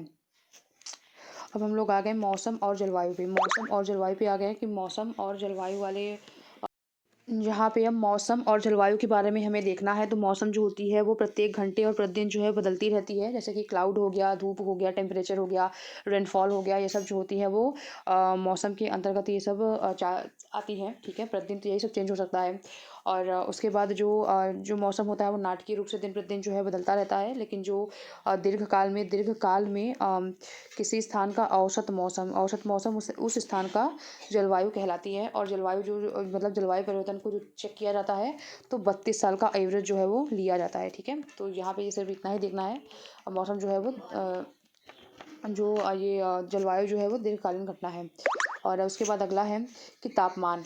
आप प्रतिदिन जिस तापमान का अनुभव करते हैं वो वायुमंडल का तापमान होता है, ठीक है। और उसके बाद वायु में मौजूद ताप और शीतलता के परिमाण को हम तापमान कहते हैं। तो वायुमंडल में मौजूद जो ताप होता है और जो शीतलता होती है के परिमाण को हम तापमान के नाम से जानते हैं, टेम्परेचर के नाम से हम इसे जानते हैं, ठीक है। तो यहाँ से ये क्वेश्चन इतना पूछा नहीं जाएगा, लेकिन मैं आपको बताती हूँ कि क्वेश्चन यहाँ से बनेंगे कहाँ से। वायुमंडल का तापमान दिन और रात में ही नहीं बदलता बल्कि ऋतुओं के अनुसार भी बदलता है, ठीक है। तो तापमान है वो दिन रात के अनुसार तो बदलता ही है, लेकिन ऋतुओं के अनुसार भी तो तापमान में परिवर्तन होता है। जैसे कि गर्मी में आपको गर्मी ही लगेगी, ठंडी में आपको ठंडी ही लगेगी, ठीक है। थोड़ा कम ज़्यादा हो सकता है, लेकिन ठंडी गर्मी तो आपको पता चलता है। तो जो तापमान होता है वो मौसम के अनुसार भी बदलते हैं, ठीक है। दिन रात और मौसम दोनों के अनुसार तापमान में परिवर्तन होता है, ये बात हमें क्लियर करके रखनी है। और शीत ऋतु की अपेक्षा ग्रीष्म ऋतु में ज़्यादा तापमान होता है। तो हम सभी को पता है कि गर्मी में ताप ज़्यादा होता है, टेम्परेचर ज़्यादा होता है, और ठंडियों में टेम्परेचर कम होता है, तो ये हम सभी को पता है। और अगला है यहाँ पे ये क्वेश्चन आपसे पूछा जाएगा, ये इंपॉर्टेंट क्वेश्चन है, चारों इंपॉर्टेंट है। यहाँ से ये जो क्वेश्चन है बहुत इंपॉर्टेंट है कि जो ताप को मापने का जो यंत्र होता है उसे हम तापमापी कहते हैं, ठीक है। तापमापी हम इसे कहते हैं, थर्मामीटर है ये। और वायु को जो मापने का यंत्र होता है वो वायु तापमापी होता है। और वर्षा को जो मापने का यंत्र होता है वो वर्षा की मात्रा को मापता है, वर्षा मापी होता है। और उसके बाद जो ये क्वेश्चन जो है वो आपको सीटेट में किसी साल में पूछा गया है, ये लास्ट वाला जो है वाक दिग्दर्शी जो होता है वो क्या होता है, तो ये पवन की दिशा को दर्शाता है। जो वाक दिग्दर्शी होता है, वात दिग्दर्शी जो होता है, वात दिग्दर्शी जो होता है, वात मतलब हवा होता है, ठीक है। वात दिग्दर्शी जो होता है वो पवन की दिशा को दर्शाता है। और वर्षा मापी से वर्षा की मात्रा को मापा जाता है। तापमापी मतलब कि थर्मामीटर से तापमान को मापते हैं, और वायु तापमापी से हम वायु को मापते हैं। तो ये चारों आपको लिख कर रखने हैं कि किससे क्या मापते हैं, ऐसे क्वेश्चन पूछा जाता है। और कई बार आपको ये लगाने के लिए भी सीक्वेंस में दिया जाएगा कि ताप को हम किससे मापते हैं, तापमापी से, वायु तापमापी से, वाक दिग्दर्शी से, या फिर वर्षा मापी से। या फिर पूछा जाएगा कि वात दिग्दर्शी का क्या प्रयोग है। तो ऐसे भी क्वेश्चन पूछे जाते हैं। और अगला देखते हैं अब हम लोग कि यहाँ से कहाँ से क्वेश्चन बन सकते हैं। जहाँ से मेन पॉइंट तो मैंने आपको बता दिया, क्योंकि क्वेश्चंस मोस्टली वहीं से बनने वाले थे, ठीक है। मोस्टली क्वेश्चन आपको वहीं से देखने को मिलेंगे। और आतपन का मतलब होता है सूर्य ताप, ठीक है। सूर्य ताप जो होता है सूर्य से जो आने वाली लघु जैसे सूर्य से आने वाली, जैसे ये सूर्य हो गया, और उससे आने वाली जो लघु किरणें होती हैं, जो लघु तरंगे होती हैं, उसे हम सूर्य ताप कहते हैं। कि यहाँ पे आप देख सकते हैं कि तापमान के वितरण को प्रभावित करता है सूर्य से आने वाली वह ऊर्जा जो पृथ्वी रोक लेती है, उसे हम आतपन कहते हैं, ठीक है। सूर्य से लघु तरंगे आती हैं और पृथ्वी उसे रोक लेती है, तो उसे हम आतपन कहते हैं या फिर सूर्यातप कहते हैं, ठीक है। और आतपन जो होती है भूमध्य रेखा से ध्रुवों की ओर घटती जाती है। जैसे कि आपको सभी को पता है कि ये पृथ्वी है, और ये 0 डिग्री की जो लाइन है उसे हम भूमध्य रेखा कहते हैं। और सूर्य की सबसे ज़्यादा जो किरणें होती हैं वो भूमध्य रेखा पर ही पड़ती हैं। तो जहाँ पे सूर्य की किरण ज़्यादा पड़ेगी वहाँ पर सूर्यातप जो है वो ज़्यादा होगा। और जैसे जैसे हम ऊपर अगर आप देखें कि ध्रुवों की तरफ जाएंगे तो वहाँ पे बर्फ़ जमी होती है। क्यों? क्योंकि यहाँ से अगर हम देखें इस तरीके से, यहाँ सूर्य अगर बना दिया मैंने, तो सूर्य की जो किरणें सीधी यहीं पे सबसे ज़्यादा पड़ती हैं, इधर तिरछी पड़ती हैं, इधर भी तिरछी ही पड़ती हैं, ठीक है। तो यहाँ पे और यहाँ पे तो कुछ पोर्शन पे तो पड़ती भी नहीं है सूर्य की किरणें। तो जहाँ पे सूर्य की किरणें एकदम ही नहीं पड़ती हैं वहाँ पे बर्फीला एरिया होता है। तो आपको समझ में आ गया होगा कि जो पृथ्वी जो ध्रुव पर जैसे ही मतलब भूमध्य रेखा पर सबसे ज़्यादा सूर्यातप होता है, और जैसे जैसे हम ऊपर बढ़ते जाते हैं सूर्यातप की जो मात्रा होती है वो घटती जाती है, और ध्रुव पर जो होती है वो सबसे कम हो जाती है, ठीक है। तो यहाँ पे यही पॉइंट लिखा गया है कि आतपन मतलब सूर्यातप की जो मात्रा होती है वो भूमध्य रेखा की ओर जो है वो घटती जाती है, ठीक है। तो ये आपको क्लियर करके रखना है, क्योंकि इससे क्वेश्चन जो है आपको देखने को मिलेंगे। और उसके बाद यह है कि तापमान को मापने की इकाई जो है वो डिग्री सेल्सियस है। ये भी आपको क्लियर करके रखना है कि तापमान को हम डिग्री सेल्सियस में मापते हैं, और इसका आविष्कार जो है वो एंडर्स सेल्सियस ने किया है। ये मोस्ट इंपॉर्टेंट क्वेश्चन है, आपको देखने को ये मिलेगा कि तापमान को मापने की जो मानक तकनीकी होती है वो डिग्री सेल्सियस है, ठीक है, डिग्री सेल्सियस है। और जो इसकी जो खोज किया था वो किसने किया था, एंडर्स सेल्सियस ने इसकी खोज किया था। इन सेल्सियस ने इसकी खोज किया था एंडर्स सेल्सियस ने, इसीलिए इसका नाम सेल्सियस पर ही पड़ भी गया था। और सेल्सियस पैमाने पर जल 0 डिग्री सेल्सियस पर जम जाता है, और 100 डिग्री सेल्सियस पर क्या होता है वो उबलता है, ठीक है। ये पॉइंट हमें क्लियर करके रखनी है। और अगला है कि जब आप ये बात तो क्लियर हो गई, अब कहानी नहीं पढ़ेंगे क्योंकि वो बहुत इंपॉर्टेंट है नहीं, जहाँ पे मैंने मार्क नहीं किया है वो चीज़ें बहुत इंपॉर्टेंट नहीं हैं। और उसके बाद दिन के समय में एसाफल्ट से बनी सड़कें और धातु और कंक्रीट से बने भवन गर्म हो जाते हैं, और रात के समय में ऊष्मा मुक्त हो जाते हैं, ठीक है। और अगला देखते हैं हम लोग अब कि यहाँ पे देखते हैं कि ये वाला थोड़ा सा पॉइंट देख लेते हैं, इसमें क्या है कि चांद पर वायु नहीं होता, चांद पर वायु नहीं है, इसलिए वहाँ पर जीवन भी संभव नहीं है। अतएव वहाँ पर दाब भी नहीं है, जहाँ पे वायु नहीं है वहाँ पे वायु दाब भी नहीं होगा। और अंतरिक्ष यात्री जब चांद पर जाते हैं तो वो विशेष रूप से सुरक्षित हवा से भरी हुई अंतरिक्ष की पोशाक पहनते हैं। अगर वो अंतरिक्ष यात्री जो है वो इस पोशाक को अगर नहीं पहनेंगे तो उनकी जो रक्त शिराएँ हैं वो फट जाएंगी और रक्त वहाँ से निकलने लगेगा, ठीक है। तो ये क्वेश्चन भी हो सकता है आपसे पूछा जाए या फिर ना भी पूछा जाए, इतना इंपॉर्टेंट भी नहीं है वो, लेकिन अगर एनसीईआरटी में दिया गया है जो भी बातें तो वो इंपॉर्टेंट ही हैं, क्योंकि आपको ज़्यादा पढ़ने के लिए एनसीईआरटी नहीं बोल रहा है, ठीक है। और वायु दाब आ गया अब। तो यह जानकर आपको आश्चर्य होगा कि वायु हमारे शरीर पर उच्च दाब के साथ बल लगाती है, ठीक है। वायु जो है हमारे शरीर पर उच्च दाब के साथ बल लगाती है। और वायु का ताप हमारे शरीर पर सभी दिशाओं से लगता है। हमारे शरीर पर, जैसे कि ये हमारा बॉडी हो गया, ठीक है, ये हमारा बॉडी हो गया, तो हमारे शरीर पर हर एक दिशा से वायु का दाब लगता है, ठीक है। वायु का दाब हमारे शरीर पर हर दिशा से लगता है, सारी दिशाओं से लगता है, और हमारा शरीर जो है वो इस पर विपरीत बल लगाता है, ठीक है। हमारा शरीर भी इस पर विपरीत बल लगाता है, जिससे कि हमें महसूस नहीं होता। पृथ्वी की सतह पर वायु के भार के द्वारा लगाया गया दाब वायु दाब कहलाता है, ठीक है। पृथ्वी की सतह पर वायु के भार के द्वारा लगाया गया जो दाब होता है उसे हम वायु दाब कहते हैं। और वायुमंडल में ऊपर की ओर जाने पर दाब जो है वो तेजी से घटने लगता है। जैसे जैसे कि हम वायुमंडल में ऊपर की ओर जाएंगे दाब जो है वो कम होने लगता है, प्रेशर जो होता है वो कम होने लगता है, ठीक है, गिरने लगता है। और समुद्र स्तर पर वायु दाब जो है सर्वाधिक होता है। ये क्वेश्चन आपको याद रखना है। कहाँ पर वायु दाब सर्वाधिक होता है, तो जो समुद्र का स्तर होता है वहाँ पर वायु दाब जो होता है वो सर्वाधिक होता है। और ये पॉइंट भी आपको क्लियर रखना है कि जैसे जैसे हम ऊपर की तरफ बढ़ते जाते हैं वायुमंडल में, और जो प्रेशर होता है वो कम होता जाता है। ये भी क्वेश्चन जो है वो पूछ सकता है। और ऊंचाई पर जाने पर वायु दाब जो होता है वो घटता जाता है, मैंने आपको बता दिया। और उसके बाद अधिक तापमान वाले क्षेत्रों में वायु गर्म होकर ऊपर उठ जाती है। वायु जब गर्म होती है, ठीक है, जहाँ पर तापमान ज़्यादा होगा वहीं पर वायु गर्म होगी, और वायु अगर गर्म होती है तो वो हल्की हो जाती है, और हल्की होगी तो वो फैल जाएगी। वायु अगर यहाँ पे गर्म हो रही है तो वो हल्की हो जाएगी, और जो हल्की वायु होती है वो फैलकर ऊपर उड़ जाती है। हल्की वायु जो होती है वो फैलकर ऊपर उड़ जाती हैं, और जो सघन वायु होती हैं वो नीचे होती हैं, वो भारी होती हैं, और वो उनके नीचे रहने की प्रवृत्ति होती है सघन वायु की, ठीक है। तो जहाँ पे तापमान ज़्यादा होता है वहाँ पे वायु जो होती है वो गर्म होकर ऊपर उठ जाती हैं, और उसके बाद निम्न दाब क्षेत्र बनाती हैं, ठीक है। और उसके बाद निम्न दाब क्षेत्र बादल युक्त जो निम्न दाब क्षेत्र होता है वो बादल युक्त आकाश और नम मौसम के साथ जुड़ा हुआ होता है। जो निम्न दाब होता है वो बादल युक्त आकाश और नम मौसम के साथ निम्न दाब जो होता है वो जुड़ा होता है, ठीक है। ठीक है, तो ये बातें हमें क्लियर करके रखनी है, इसे आप लिख कर ये पॉइंट रख लेंगे। और अगला है कि कम तापमान वाले क्षेत्रों की वायु ठंडी होती है। तो हमें सभी को पता है जहाँ पे टेम्परेचर कम होगा वहाँ पे ठंडी लगेगी। तो वहाँ पे जहाँ पे तापमान कम होगा वहाँ पे हमें ठंडी ही लगेगी। तो वायु जो है वहाँ पे ठंडी होगी और इसके फलस्वरूप यह भारी होती है। और भारी वायु जो होती है भारी वायु जो होती है वो उच्च दाब का क्षेत्र बनाती है। आपको ये याद रखना है कि जो गर्म वायु होती है वो निम्न दाब का क्षेत्र बनाती है। ठीक है, निम्न दाब का क्षेत्र डायरेक्टली ऐसे क्वेश्चन पूछे जाते हैं। और जो ठंडी वायु होती है वो उच्च दाब का क्षेत्र बनाती है। ठीक है, उच्च दाब का क्षेत्र बनाती है। ये आपको क्लियर करके रखना है। जो गर्म है वो निम्न है, जो ठंडा है वो उच्च है। ठीक है, और उसके बाद उच्च दाब के कारण स्पष्ट और स्वच्छ आकाश होता है। ये क्वेश्चन बनता है, मोस्ट इम्पॉर्टेंट क्वेश्चन है कि उच्च दाब के किसके कारण स्वच्छ और स्पष्ट आकाश देखने को मिलता है। तो उच्च दाब के कारण स्वच्छ और स्पष्ट आकाश देखने को मिलता है। और उच्च दाब में जो वायु होती है वो भारी होती है। ठीक है, वायु होती है वो भारी होती है और उच्च दाब का क्षेत्र जो है वो बनाती है। और निम्न दाब वाले में मैंने बताया था वहाँ पे बादल युक्त आकाश होगा वहाँ पे, और नम जलवायु वहाँ की होगी। और अगला देखें तो है पवन के बारे में। ये क्वेश्चन एक पॉइंट ये भी है, ये इसको बहुत ज़्यादा इंपॉर्टेंट है कि सदैव जो वायु है वो उच्च दाब से निम्न दाब की तरफ बढ़ेगी। ठीक है, हमेशा वायु जो है वो उच्च दाब से निम्न दाब की तरफ बढ़ेगी। वायु हमेशा उच्च दाब से निम्न दाब की तरफ बढ़ेगी। जैसे कि ये पृथ्वी है। ठीक है, यहाँ पे वायु का उच्च दाब है। ठीक है, यहाँ पे वायु का उच्च दाब है और यहाँ पे वायु का निम्न दाब है। ठीक है, तो वायु जो हमेशा है इस तरीके से आएगी नीचे, उच्च दाब से निम्न दाब की तरफ।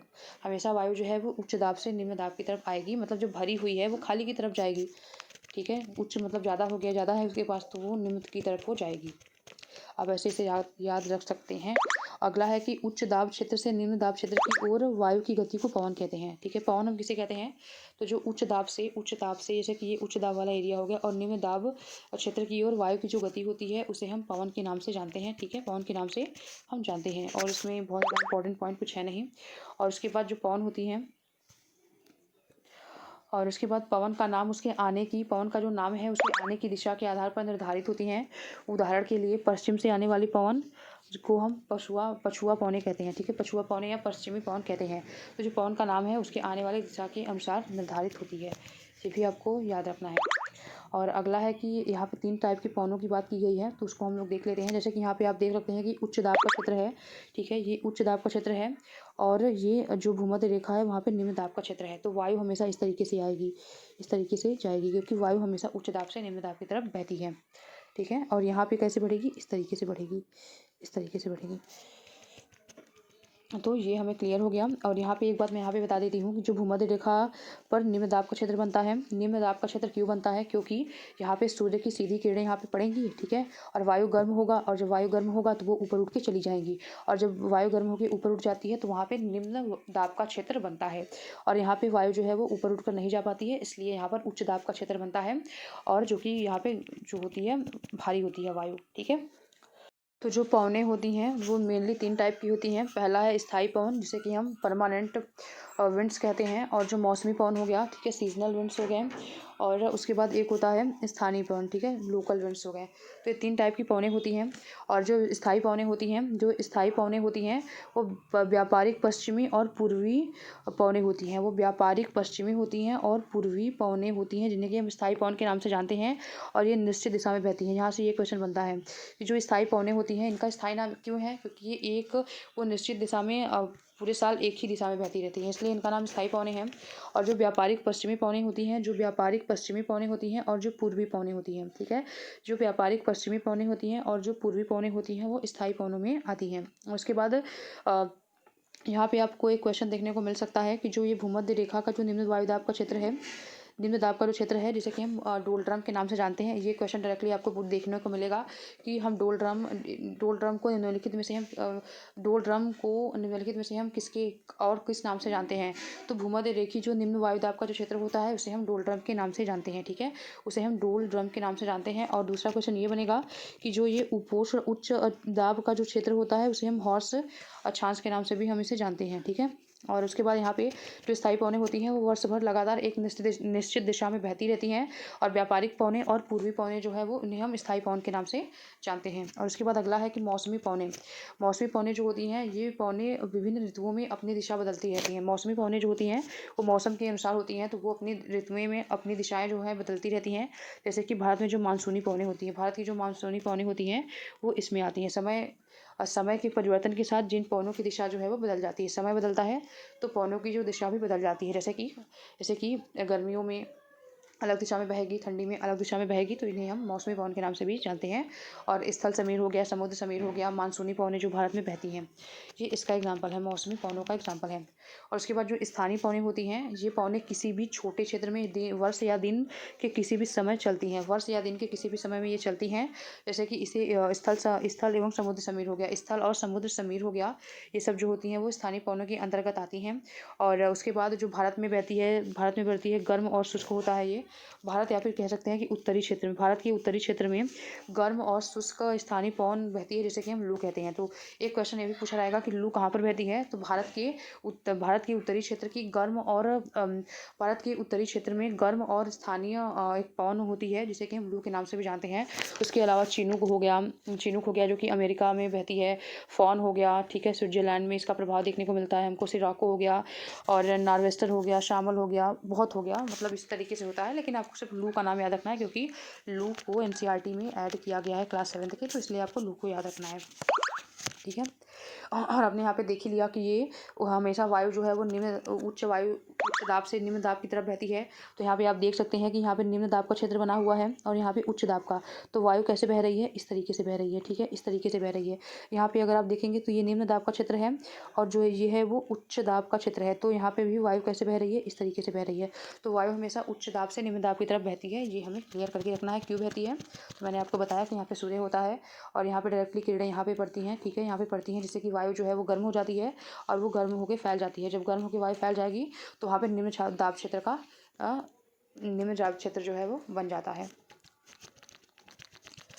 और अगला है, और इसके बारे में हमें पढ़ना नहीं है क्योंकि इससे क्वेश्चंस आएंगे नहीं, लेकिन एक बात मैं आपको बता देती हूँ। यहाँ से अगर आपको कुछ याद रखना है तो आप ये याद रख सकते हैं कि जो चक्रवात है भारत के पूर्वी समुद्र तट ओडिशा में बंगाल की खाड़ी के लिए हमेशा ही मतलब जो चक्रवात होते हैं वो प्रॉब्लम बने रहते हैं। वर्तमान में अभी कौन सा चक्रवात आया था जो कि बंगाल की खाड़ी में आया था, तो जो अम्फान चक्रवात है जो कि करंट में ही आया था 2020 में। अम्फान चक्रवात जो कि बंगाल की खाड़ी में उड़ीसा वाले भाग को इसने बहुत ज़्यादा प्रभावित किया और बांग्लादेश ने थाईलैंड ने अम्फान नाम दिया था, ठीक है। तो ये अभी वर्तमान में अम्फान ही आया था, हमें यही याद रखना है, ज़्यादा कुछ याद नहीं रखना है। और ये सन 1 से क्वेश्चन आपसे पूछे नहीं गए हैं अभी तक और ना ही पूछे जाएंगे, ठीक है। और उसके बाद यहाँ पे आर्द्रता वाला पॉइंट आ गया कि जब जल पृथ्वी के विभिन्न जलाशयों से वाष्पित हो जाती है तो जलवाष्प बन जाता है। जलवाष्प क्या होता है, जब जो पानी है वो वाष्पित होकर उड़ जाती है तो वही जलवाष्प होता है। और वायु में किसी भी समय जलवाष्प की मात्रा को हम आर्द्रता कहते हैं, ठीक है। और जब वायु में जलवाष्प की मात्रा ज़्यादा होती है तो हम उसे आर्द्र दिन कहते हैं। जैसे कि चिपचिपा टाइप से हमारे पास मतलब कई दिन ऐसे होते हैं चिपचिपा टाइप से हो जाता है, तो उसे ही हम आर्द्र दिन कहते हैं। जब वायु में जलवाष्प की मात्रा ज़्यादा हो जाती है तो आर्द्र दिन हो जाते हैं, उन्हें हम आर्द्र दिन कहते हैं। और अगला है कि आर्द्र दिन हम उसे कहते हैं। और जैसे जैसे वायु जो है वो गर्म होती जाती है, इसकी जलवाष्प धारण करने की जो क्षमता होती है वो बढ़ती जाती है, ठीक है। और उसके बाद है कि इस प्रकार और अधिक आर्द्र होता रहता है वायु। और उसके बाद आर्द्र दिन में कपड़े जो है सूखने में मतलब चिपचिपा टाइप का जो मौसम होता है, कपड़े सूखने में प्रॉब्लम होती है और हमारे शरीर में पसीना आसानी से नहीं सूखता है और हमें चिपचिपा टाइप से महसूस होता है। और जलवाष्प जो होते हैं वो ऊपर उठते हैं और ठंडा होना शुरू करते हैं और जलवाष्प जो है वो वही संघनित होकर जल की बूंद बनाते हैं। जलवाष्प जो है वो संघनित होकर जल की बूंद बनाते हैं। और जो बादल होता है वो इन्हीं जल बूंदों का ही एक समूह होता है। जो जलवाष्प होते हैं वो संघनित होकर जल की बूंदों में बनाते हैं और जो बादल होता है वो इन्हीं जल बूंदों का एक समूह होता है, ठीक है। जो जलवाष्प संघनित होकर जल बूंदें बनाते हैं उन्हीं का समूह होता है बादल। और जब ये बूंदें इतनी भारी हो जाती हैं कि वायु में तैर नहीं सकती हैं तो ये वर्षा के रूप में पृथ्वी पर आ जाती हैं, मतलब बारिश हो जाती है और ये पृथ्वी पर आ जाती हैं। और पृथ्वी पर जल के रूप में गिरने वाला जो वर्षा होती है, वर्षण होता है, जिसे कि हम वर्षा कहते हैं। पृथ्वी के, ये तो हम सभी को पता है कि पृथ्वी पर जल के रूप में गिरने वाला जो वर्षण होता है उसे हम वर्षा कहते हैं। और ज़्यादातर भौम जल जो है वो, मतलब जो भूमिगत जल होता है वो वर्षा के जल से ही प्राप्त होता है हमें। और पौधे हो गया, जल संरक्षण में मदद करते हैं। पौधे जो होते हैं जल संरक्षण में मदद करते हैं, हम सभी को पता है। और ये यहाँ पे आप देख सकते हैं कि इसके वर्षा के 3 प्रकार हैं। यहाँ पे आप देख सकते हैं कि वर्षा के 3 प्रकार होते हैं: संवहनी वर्षा, पर्वतीय वर्षा और चक्रवाती वर्षा। डायरेक्टली यहाँ से आपको क्वेश्चन पूछे जाते हैं कि वर्षा के 4 ऑप्शन दिया जाएगा, इसमें से पूछा जाएगा कि निम्नलिखित में से वर्षा के, इसमें मतलब वर्षा का कौन सा इसमें से प्रकार नहीं है, या फिर इसमें से कौन सा वर्षा के प्रकार हैं। तो आपको याद रखना है कि संवहनी वर्षा, पर्वतीय वर्षा और चक्रवाती वर्षा। इसके बारे में एनसीईआरटी में ज़्यादा बताया नहीं गया है, इसलिए आपको सिर्फ नाम को ही याद करके रखना है, ठीक है। यहाँ पे आपको सिर्फ और सिर्फ नाम याद करके रखना है। और यहाँ पे वर्षा के दूसरे रूप जो होते हैं वो हिम, सहिम और वृष्टि और ओला है। वर्षा के जो दूसरे रूप हैं तो ये वर्षण के ही रूप होते हैं। वर्षण का एक रूप होता है वर्षा भी, मतलब वर्षण में ही वर्षा भी आता है। और उसके बाद हिम हो गया, हिम, सहिम, हिम मतलब बर्फ। और उसके बाद वृष्टि, मतलब वृष्टि और ओला, ये सब जो होते हैं वो वर्षण के ही रूप होते हैं। कई बार आपको क्वेश्चन में देखने को मिल जाएंगे, तो आप इसे नोट कर लीजिएगा, क्योंकि डू यू नो पॉइंट में ये दिया गया है, इसका मतलब है कि ये इंपॉर्टेंट है, ठीक है। और उसके बाद हम लोग क्वेश्चन आंसर भी देख लेते हैं कि ये क्वेश्चन आंसर कौन कौन से हम यहाँ पे लगा सकते हैं। कि निम्नलिखित में से कौन सी गैस हमें सूर्य की हानिकारक किरणों से बचाती है। निम्नलिखित में से कौन सी ऐसी गैस है जो सूर्य की हमें हानिकारक किरणों से बचाती है। तो कार्बन डाइऑक्साइड है, नाइट्रोजन है, या फिर ओजोन है। तो इसमें से कौन सी ऐसी गैस है जो कि पृथ्वी हमें बचाती है ये। तो हमारा जो ओजोन गैस है वो पृथ्वी को हानिकारक किरणों से बचाती है। और जो ओजोन गैस होता है वो किस मंडल में होता है, तो ये स्ट्रेटोस्फीयर में होता है, ठीक है। ये स्ट्रेटोस्फीयर में होता है, मतलब समताप मंडल में ये होता है। और वायुमंडल की सबसे महत्वपूर्ण परत कौन सी होती है। देखिए यहाँ पे क्वेश्चन पूछ लिया गया कि सबसे महत्वपूर्ण परत वायुमंडल की कौन सी होती है। तो वायुमंडल की जो सबसे महत्वपूर्ण जो परत होती है वो कौन सी होती है, तो वो क्षोभ मंडल होती है। और इसे हम ट्रोपोस्फीयर भी कहते हैं, ठीक है। क्षोभ मंडल जो होती है हम इसे ट्रोपोस्फीयर भी कहते हैं। और क्षोभ मंडल में ही मौसम संबंधी सारी घटनाएं जो होती हैं, मैक्सिमम घटनाएं जो होती हैं वो क्षोभ मंडल में ही होती हैं, ठीक है। और उसके बाद वायुमंडल में निम्न परतों में से कौन सी बादल विहीन होती है। इसमें से कौन सी परत ऐसी होती है जिसमें कि बादल नहीं होते हैं। तो क्लाउडलेस जो होता है वो समताप मंडल होता है। मैंने आपको बताया कि यहाँ पे मौसम संबंधी घटनाओं से ये मुक्त होता है। तो जो समताप मंडल होता है, स्ट्रेटोस्फीयर होता है, यहाँ पे ये बादल विहीन होता है, ठीक है। अगला है कि वायुमंडल की परतों में जब हम ऊपर जाते हैं तो वायुदाब क्या होता है। वायुमंडल की परतों में जब हम ऊपर की तरफ बढ़ते जाते हैं, तो वायुदाब क्या होता है, घटता है। वायुमंडल की परतों में जब हम ऊपर की तरफ जाते हैं तो वायुदाब कैसा होता है। तो जो वायुदाब है, जब हम वायुमंडल की परतों में बढ़ते जाते हैं तो जो वायुदाब होता है वो घटता जाता है, ठीक है। अपोजिट रिलेशन होता है, इसलिए हमारा डिक्रीज होता जाता है। इसलिए हमारा सेकंड ऑप्शन जो है वो सही आंसर है। और अगला है कि जब वृष्टि तरल रूप से पृथ्वी पर आती है तो हम उसे क्या कहते हैं। जब वृष्टि जो होती है वो तरल रूप से पृथ्वी पर आती है तो हम उसे क्या कहते हैं, तो हम उसे वर्षा कहते हैं, रेनफॉल कहते हैं, ठीक है। पहला देखते हैं कि जो व्यापारिक पवनें होती हैं वो कैसी होती हैं। तो जो व्यापारिक पवनें होती हैं वो परमानेंट, मतलब कि स्थायी पवनों के अंतर्गत आती हैं। और जो लू होती हैं वो स्थानीय मतलब कि लोकल विंड्स के अंतर्गत आती हैं। और जो मानसून होती है वो मौसमी पवनें होती हैं, मैंने आपको बताया ही।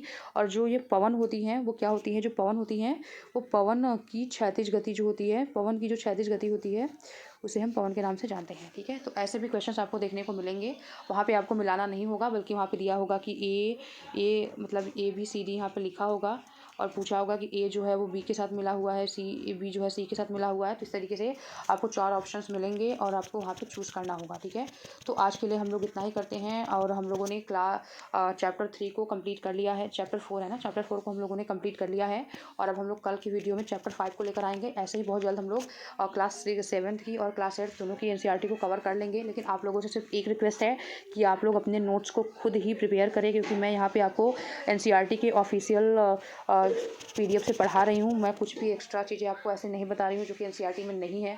तो आप लोग NCERT से अगर अपनी अपनी नोट्स को तैयार कर लेंगे तो आप आराम से 15 में से 13 क्वेश्चन तो आप आराम से कर पाएंगे। अब आप उसका नोट्स बनाकर आप उसे बार बार रिवाइज करें, इतने में आपका जो है सीटेट आराम से क्लियर हो जाएगा। ठीक है, मैंने भी यही किया था, इसलिए मैं आप लोग को ये बता रही हूँ। ठीक है, अगर आप लोगों को चैनल के कंटेंट पसंद आ रहे हों और यूज़फुल लग रहे हों तो आप हमारे वीडियोज़ को लाइक करें, चैनल को सब्सक्राइब करें, बेल आइकन को प्रेस करें और ज़्यादा से ज़्यादा लोगों को इस चैनल के बारे में बताएं और हमसे उन्हें जोड़ें।